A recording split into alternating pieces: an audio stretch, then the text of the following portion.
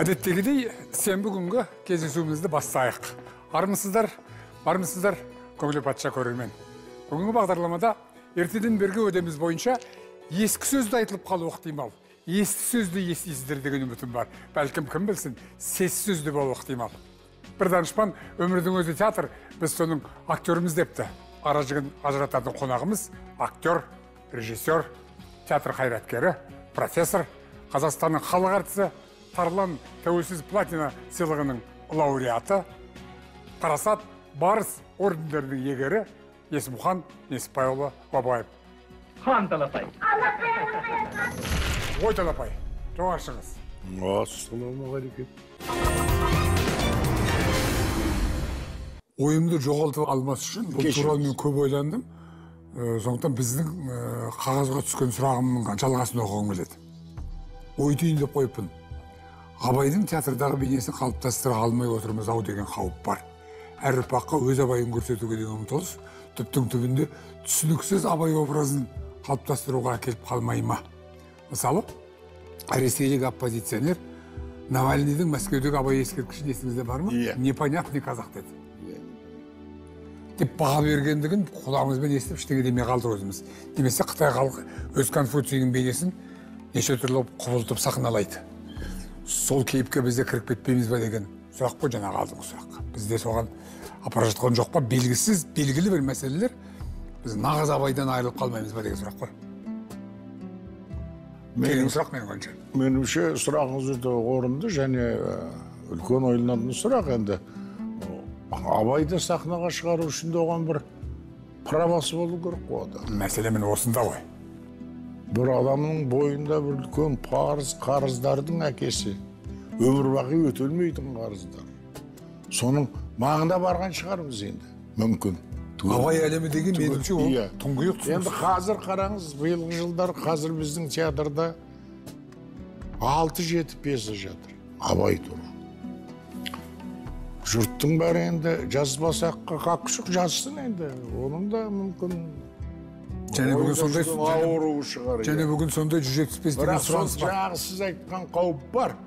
Мәселе Ылғи поэтический дүниелер жасап, қара сөздерден монтаж жасап, оның жартысын концерт ұйымдастырып, жартысын Құрманғазы оркестрі капелласымен қосылып, керегенің ар жағында, бер жағында абайлатып, Абайдың әр әні қара сөзін айтпай-ақ қой. Әр өлеңі, философиялық әр өлеңі, ол қол жетпес шығарма.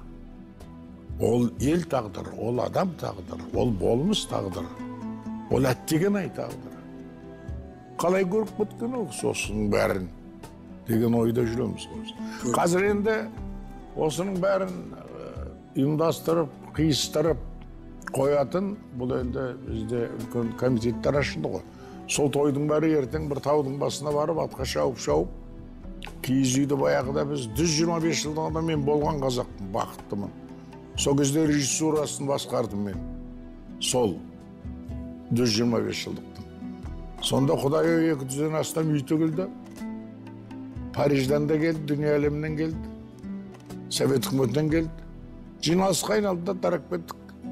Сонда Парижге барғанда мен сізге бір қызық айтайын. Тасмағамбет бастаған үкіметтік комиссия, біз творческий жағын басқарып жүрдім. Ол кезде вице-министр деген бір должностым бар. Сонда Айтматов сөйлеп ат, Әбіш сөйлеп ат. Соның тағы үшінші бір кісі кірді да сол залға.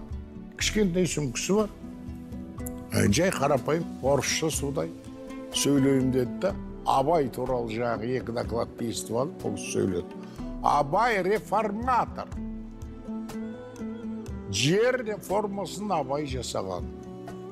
Абай реформатор. Жер реформасын Абай жасаған. Деді жұрттың бәрі таң қалды. Сонда Абай, шөлді жер кімге берілу керек? Кедейге берілу керек емес, байға берілу керек. Ол машина табама, тоған тартама, күші бар жетеді. Ал шабындығы мол жер, көгал жер, солы жер кедейлерге беру керек. Onun şaması sonday. Sonun tertibin Abay ağam жасап кеткен. Mende kağızı var dedi. Sonda Abay çöldü jer kimge berilүү керек? Kedeyge berilүү керек емес, байга berilүү керек. Ол машина табама, тоған тартама, күші бар жетеді. Ал шабындығы мол жер, көгал жер, сулы жер кедейлерге беру керек. Onun şaması sonday. Sonun tertibin Abay ağam жасап кеткен. Менде қағазы бар деді. Соны кейін біздің басшылардың біреуі сол қағазы сөйерден посольство арқылы алдырды. Көрдіңіз бе? Bir қыр әшейін жай ғана. Соны үйінде отырып, тиіш отыра беруге болады. Ол кім еді? Ол тарихшы француз шалы. Француз. Алшыға лайықты жауаптың біреуі. Дәстүрлі сұрақ. Осы біздің хабарымызда бірде болмаса бірде қойылып жүрген сұрақ. Сізге де қойғым келіп отыр. Ондай мүмкіндік бола қоймайды ғой, дегенмен сондай мүмкіндік болса, Абаймен жолықтыңыз. Қандай сұрақ қойар едіңіз, немесе Абайдың не естігіңіз келеді? Егер Абай біздің елде болмаса, біздің жұртта қазақ болмаса ол кісі, кім болар еді деген. Абай пайғамбар дейді ғой, жамбыл ағаңыздың берген несі. Сондықтан сол пайғамбардың атын күнді айту үшін де права керек сияқты кейде маған. Соны айтуға сенің праваң бар ма соның атын? Не тындырып? Не болып жүріп сен? Абайды құрдасың сияқты, Абай туралы пьеса жазып едің дейді. Абайға баруға соған праваң болу керек деген бір сөйлем. Соған алшы қойдым. Мен біздің көз түймесін Димаш баламыздың жасап жүрген шаруасына риза адамдардың қатарындамын. Сонда мен собаладан бір мынандай әңгіме естідім. Қытай Халық Республикасында халық әндерінің арасында кез келгенге беруге болмайтын, соған лайықты ғана әншіге беретін әндерін жоғары биікте ұстайды екен. Міне, бізде не міне? Аспанда сенсің, жерде мен міне. Алматыда жоқсың, Астанада жоқсың. Не ән жоқ, не ой жоқ, не білмеймін мені. Аты жіберсін, бірақ мен ұқпаймын. Әннің портреті болу керек, әннің болымысы болу керек, әннің направлениесі болу керек қолы.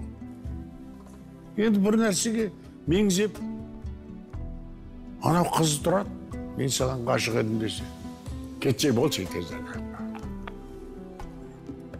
Сайқымазаққа айналып кетеді кейде мелодиялардың бәрі. Есімхан Обаев... Кім көргі композитор?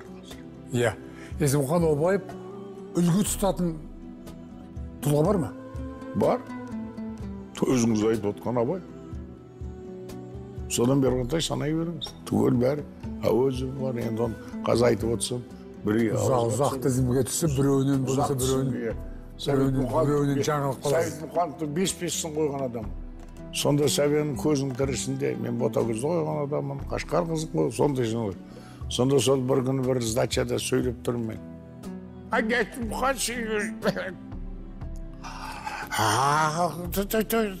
менің ақындығым. Ағасы ақын емес, сіз драматургсыз қойды. Не дайдай мұна? Сол айтқандай, осы драматургтан ақыннан драматург жасау қаншама керек егер ол өзі туған адам, туған драматург, туған ақын болмаса, бойында ондай қасиеті болмаса, білімі, дәрежесі, ақыл ойы, парасаты, меңгерген әлемі тән болмаса. Өзін тым артық санайтын адам, ол кемтар адам, ауру адам, жазылмайды ол. Алғы тұм ауратып жүретін адам, ол адамдар. Сондықтан сол Құдай тұмауынан сақтасын дейік. Мен сіздің кез келген әңгімеңізге ұйып тыңдайтын адамдардың қатарында қазақпен есептеймін өзімді. Сондықтан сіздің болашақта да, алдымызда да кез келген қолға алған мәселеңізде асыңыздың алыстан түскен қалайтынын білдіріп, хабарды аяқтағым келіп отыр. Сіз Нұртілеуде болдыңыз. Ой, рахмет бауырым.